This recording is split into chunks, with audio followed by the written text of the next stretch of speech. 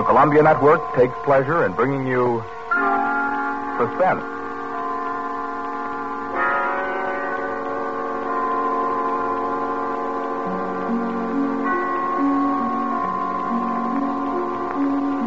Suspense, a new series of programs with one strict purpose in view: your entertainment.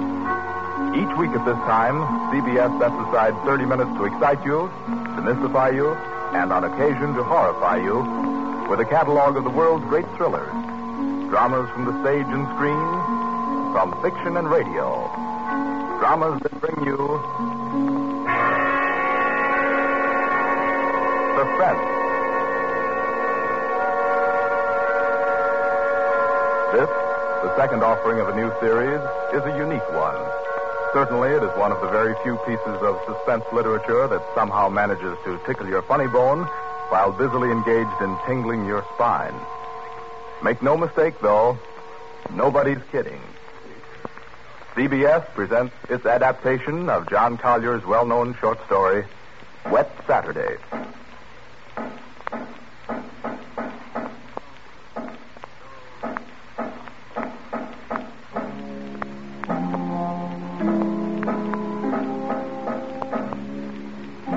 Yes, it's a wet Saturday. Never saw it rain harder. I'm Princey, Frederick Princey, just an ordinary family man. I have a son, a daughter, and a wife. I might be out golfing now if it hadn't been for the I'm rain. Mrs. Princey. I plan to drive over to the nurseries this afternoon for some arbiters. The boarders, you know. But... Oh, the whole lot of them make me sick. Yes, I'm George, son and heir.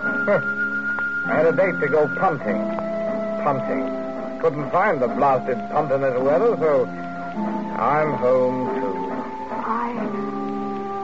I'm Millicent. I was going to play croquet. That's how I happened to have the mallet. Yes, that's the Princey family. We find them at home. Mrs. Princey, Millicent, George sprawled on a couch, Mr. Princey biting on a dry pipe. Their living room is dull and overstuffed. Rain beats at the windows.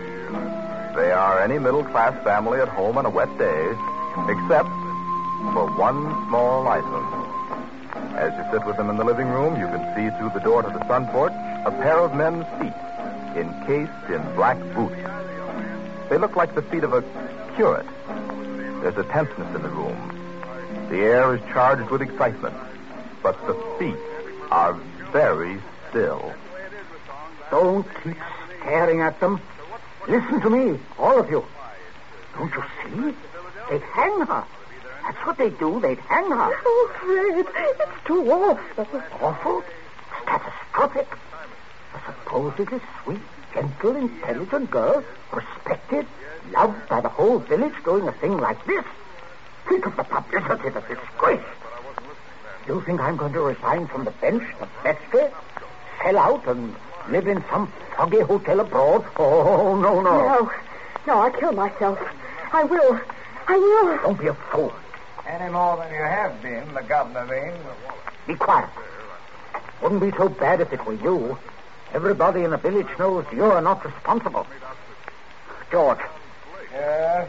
Get off that couch. Sit up on your spine. You might be of a little use here if you could think. Listen, Governor, this isn't my funeral. Oh, shut up. As long as I can remember, George, you've been a trial and a tribulation to me. Oh, I can't stand it. You've got to stand it, my dear. And keep that hysterical note out of your voice. You hear? Yes. We are talking about the weather. Now, George. Yeah? George, if he fell down the old well, say, striking his head several times, what about it, eh? I really don't know, Governor. What about it? Don't be an ass. I'm asking you to think. He'd have had to hit the side several times in 30 or 40 feet and at all the correct angles. No, I'm afraid not. We'll have to go over it all again, Millicent. Oh, no, Father. No. I couldn't. Millicent, we must go over it all again. Oh, Fred, you're torturing her. Oh, face facts, Mater. With him lying there, there's no use pretending it's a picnic. They might hang you, Millicent. Oh, stop that shaking. Stop it, here. You must stop it. Keep your voice quiet. Millicent, we are talking of the weather. Now, we will proceed. I can't. Oh, should have thought of those boots, Millie. I'm not moving them. Oh, sit up, George. Stop shuffling your feet. Now, Millicent, look at me. Answer me truthfully, you hear? Answer me. You were in the croquet court. Yes. Who knew you were in love with this wretched curate? Oh, the whole village. They've been sniggering about it at the pub for 3 years past. What a mess. Millicent, we continue. You were on the croquet court. Yes. You were putting the croquet set into its box. Yes.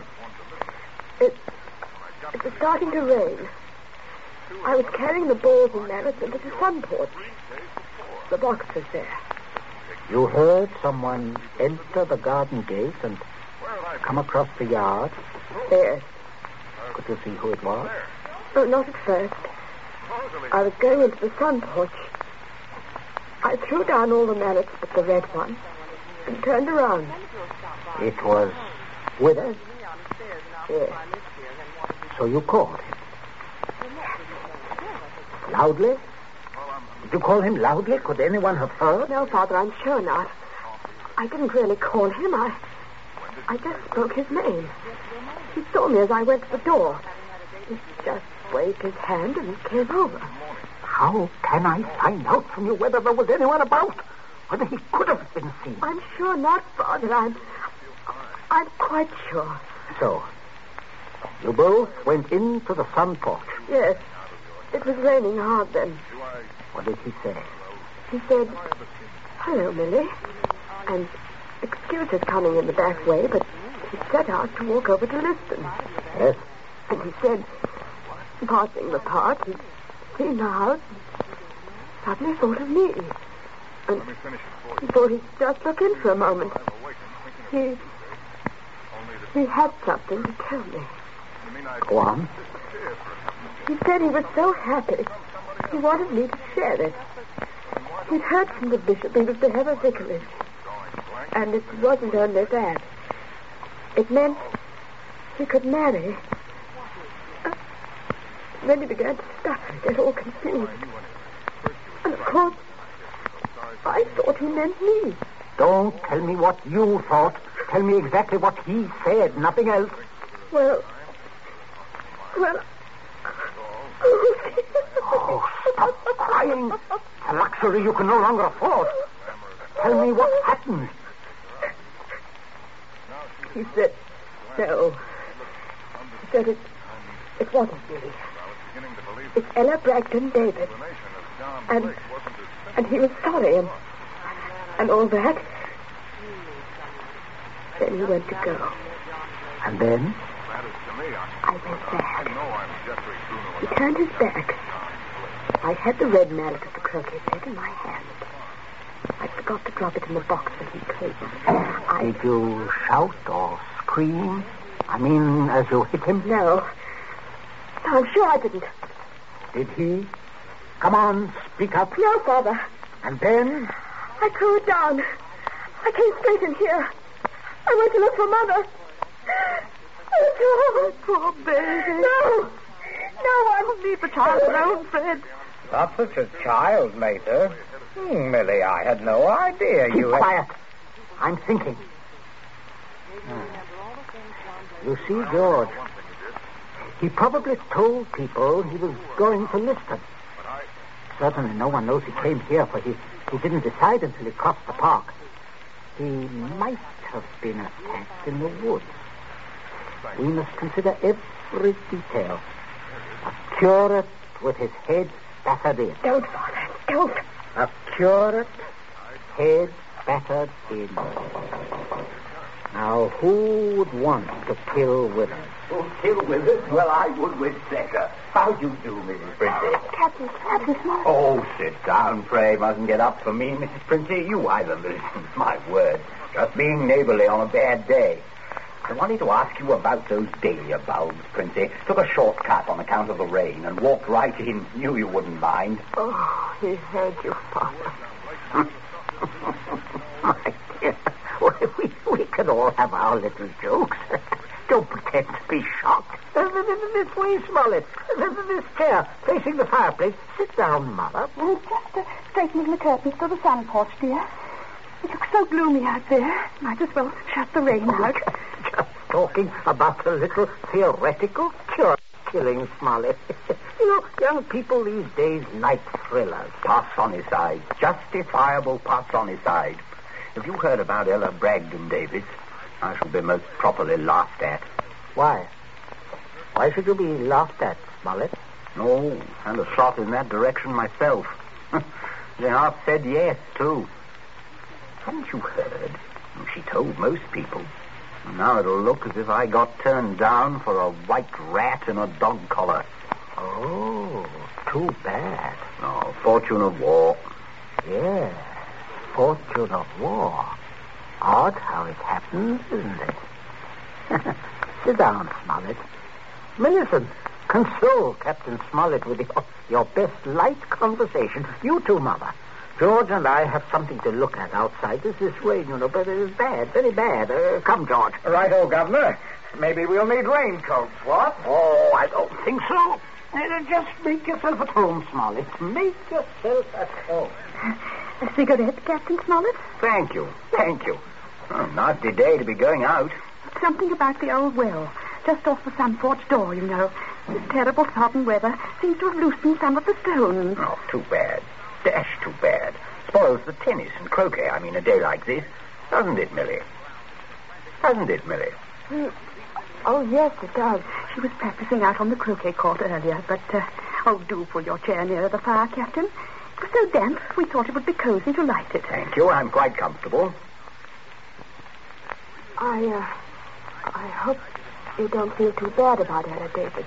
Can't always win. Can't say, though, what you women see in these bloodless clerics.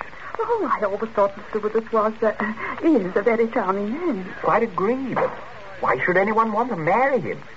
You wouldn't want to marry him, would you, Millie? Not now. Very rough. Are you? Oh, no, of course not. Smollett. Yes, Princess. Good Lord, man, you come in on a fellow suddenly. Yes, I did. Oh, don't mind this old double-barreled shotgun. Been working on it. Smollett, may I have your attention for a minute? There's something on the front porch I'd like to show you. Why, yes. Yes, of course. Smollett, George and I went out to see if we could shoot some rats which have been driven out of the old well by the high water. Afraid they might get into the house. Now, you must listen to me very carefully. Very carefully, or you will be shot by accident. Princey, what's got into you? You heard me ask as you came in, who would kill Withers? You also heard Millicent make a comment, an unguarded comment. Well, what of it? Very little. Unless you were to hear that Withers had met a violent end this very afternoon. And that, my dear Smollett, is what you are going to hear. What? Withers? Yes. Who killed him? Millicent. Good Lord. Yes, it's a mess. And of course, you would have remembered and guessed. Maybe, yes, I suppose I should. Therefore, you constitute a problem. Why did she kill him? Oh, it's one of those disgusting things.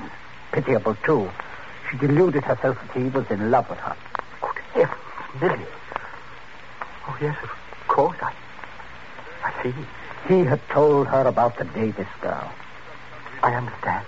Now, I have no wish, as you will comprehend, that she should be proved either a lunatic or a murderess. I could hardly go on living here after that. I suppose not. On the other hand, you know about it. Yes, I see that makes me a problem. You're wondering if I could keep my mouth shut. If I promise... I am wondering if I could believe you. But if I promise... If things went smoothly, yes. But not if there was any sort of suspicion, any questioning. You would be afraid of being an accessory. Why, I don't know. I do. What are we going to do? I can't see anything else. You'd never be fool enough to do me in. You can't get rid of two corpses. Oh, I regard it as a better risk than the other. It could be an accident. Or you and Withers could both disappear. There are possibilities in that. Listen, you can't. I can, but there may be a way out. There is. Smollett, you gave it to me yourself. I did what? You said you would kill Withers. You have a motive. Oh, look here, I was joking. Of course you saw that. You are always joking. Listen, Smollett, I can't trust you. You must trust me. Else I will kill you now in the next minute. I mean that. You can choose between dying and living. Go on. Now, there's the old well just outside the front porch door.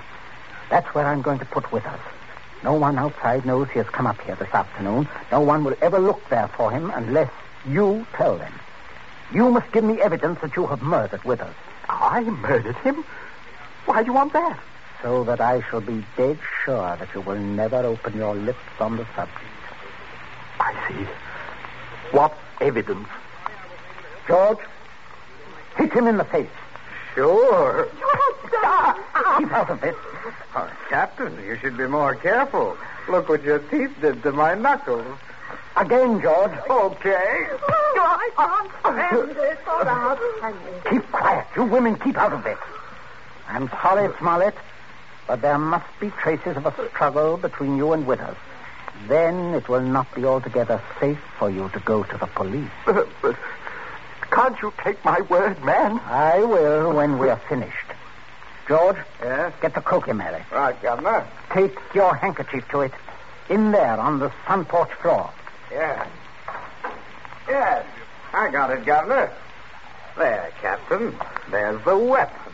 As I told you, Smollett. Now, you'll just grasp the end that mashed Withers' head. I shall shoot you if you don't. But good Lord, you can't. All right. There. That's it. Now deposit it out by the side of the house. Out of the rain, of course. No. Wait, George. First, you'd better pull a few hairs out of his head and put them under the nails of Withers' right hand. Princey, have you gone mad? Do you know what you're doing? With this gun, yes. Go ahead, George. Sorry to muss your hair up, Captain. Shut up, Smollett. There. That's all we need. Now for Withers, we'll fix it right up. Be right with you, Governor. Smollett, you may turn around. Withers is just there in the sun porch. Draw back the curtain. Good Lord, Princey. Yes, messy. But we'll get him fixed up. Now, you, Smollett, you've just got to drag him through the door and dump him in the old well. Just beyond the door, Captain. I won't touch him. I won't try. All right. Stand aside. Out of range, George. Right. Only one place I want this bullet to go. Father. Keep quiet. My aim's none too good. Wait a minute. That's better, Smollett. Much better. Go on now. In here. You'll have to take him outside. By the shoulders ought to do it, Captain. Keep quiet, George. Go on, Smollett. Go on. You've seen dead men before. Drag him. Drag him. I'll just hold the gun here to make sure that everything goes all right.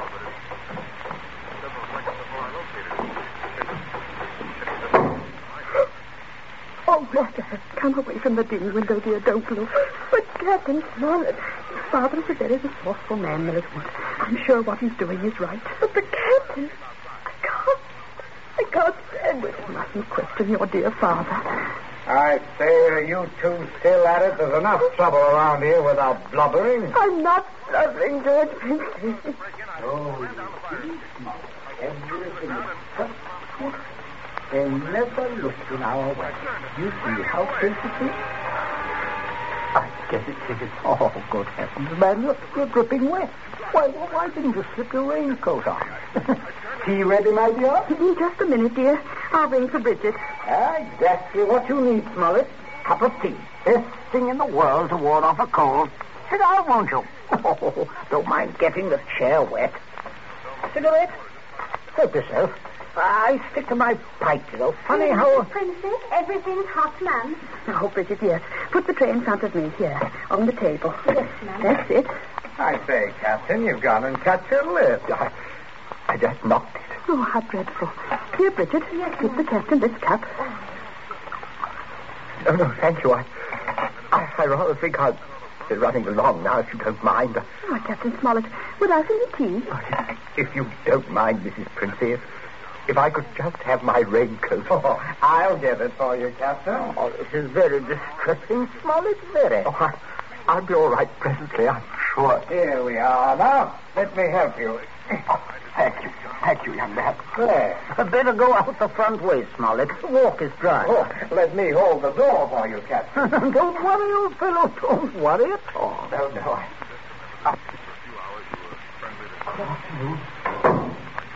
Nothing serious, I imagine. Little rest and he'll be as right as rain. By the way, Millicent, you're not looking any too well. No, not well at all. I'm sure it was that croak he caught. Being outdoors in weather like this is simply foolhardy. The mater's right, Millie. You saw what happened to Captain Smollett. Come along, dear. I shall give you a hot foot bath and put you to bed. And a couple of days in bed, and you'll be fine again. Get plenty of rest, Millicent, and don't worry about a thing. That's the best cure. Well, I guess I'll have a little rest too, Governor. It's a fine afternoon for a nap. Indeed it is, son. Well, enjoy yourself. I'll see you later. I'll see you all later.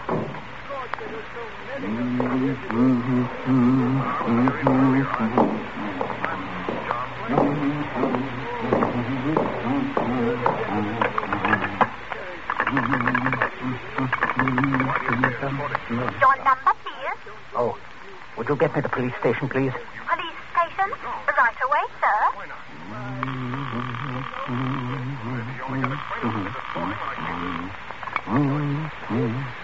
Police headquarters, Sergeant Yancey speaking. Oh, hello, Sergeant. This is Prince here, Abbott's Road. I believe you know me. Oh, indeed I do, Mr. Princey. Sergeant, a horrible thing has just happened. Quite extraordinary. Murder, in fact. Murder? I'm afraid it looks rather bad for a close friend of ours, unfortunately. We saw him do it. I think you'd better send someone over right away. Well, our man should be there right about now, Mr. Princey. I beg your pardon? I say, our man should be there now. Constable Martin has his post right below your house there. Just rang in. Seems Captain Smollett was with him.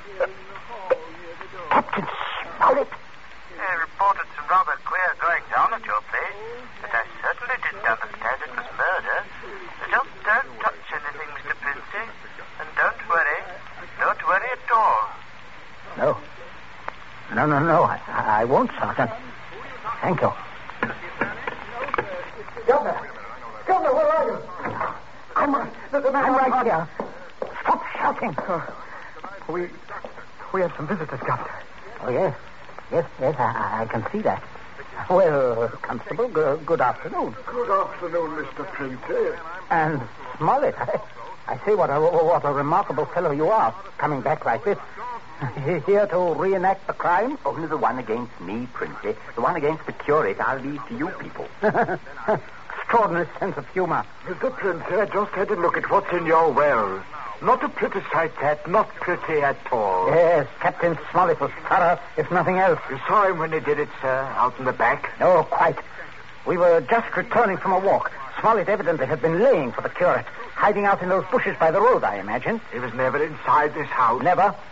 And you say, Captain? I say that while I was inside this house, a guest of the family, I was coerced into dragging the curate's body outside and dumping it in the well. Well, there we are. Not entirely, Constable. I'll just remove my raincoat. There. And demonstrate how damp I got my clothes when I went outside without it. No. That's interesting, isn't it? Quite. He undoubtedly removed his coat at some point between here and your post. I might as well tell you that his weapon, a red croquet mallet, is out by the side of the house. I shouldn't be at all surprised, but that you'd find his fingerprints all over it. All over the end of the mallet, Constable. The end that mashed Withers' head. And not the end I'd have had to grasp in order to do the mashing. Governor. That's a decent try, Smollett. But it won't work. There must be other evidences, Constable. You'll undoubtedly find them when you examine the body. Oh, he means my hair under Withers' nails. Well, sir, if you look carefully, I believe you'll find a few of my precious hairs under his son's nails, too. Here, what are you trying to... Constable, this is an utter waste of time. So far as the violent struggle between Smollett and Withers is concerned, Smollett's face speaks for itself. Quite eloquently, I believe. Oh, but no more eloquently than your son's knuckles. As you see, Constable, a fresh abrasion. He did that on my teeth. Or did he? What? I say, or did he? He might have done that on Withers' teeth. Oh, I see. I see what you mean. But I didn't. Governor, he said I... Oh, keep still, you nitwit. Let me think. As a matter of fact, George, the more I think of it, the more I'm convinced it was your voice I heard. Quite a vigorous quarrel. Something about the curate jilting your sister. Oh, don't be ridiculous, Smollett. Very well, Princey. If your son didn't do it, who did? That's what I'd like to know. How about it, Mr. Princey? Well, that is a sticker, all right. George, my boy, it looks like you're elected. Elected? What do you mean? I didn't do it. Why, I had nothing to do. Keep your mouth shut, will you? I won't. I'm not going to take the blame for her. Millie did it. She did it with that mallet. I saw. You could prove that? Prove it? Yes. Her fingerprints on the mallet. The handle. Why, George, don't you remember when you made me touch the mallet? When you picked it up with your handkerchief? No, George, I'm sure you wiped that handle clean. Oh, well, I could hardly expect you to remember that if you can't even remember killing the curate. Governor, I told you to keep still. But, Governor, you're not going to turn me over. As long as I can remember, George, you've been a trial and a tribulation to me. Governor, You shouldn't have done it, son. You really shouldn't. No, George, that was definitely wrong. I say, Princey, I think I'll have that cup of tea after all. Nothing like it in weather like this. Wet Saturday, from the short story by John Collier. You have just heard the second in Columbia's new series, a series designed to bring you the best in thrill entertainment. Outstanding dramas from the field of fiction and radio, stage and screen. Dramas of pure suspense.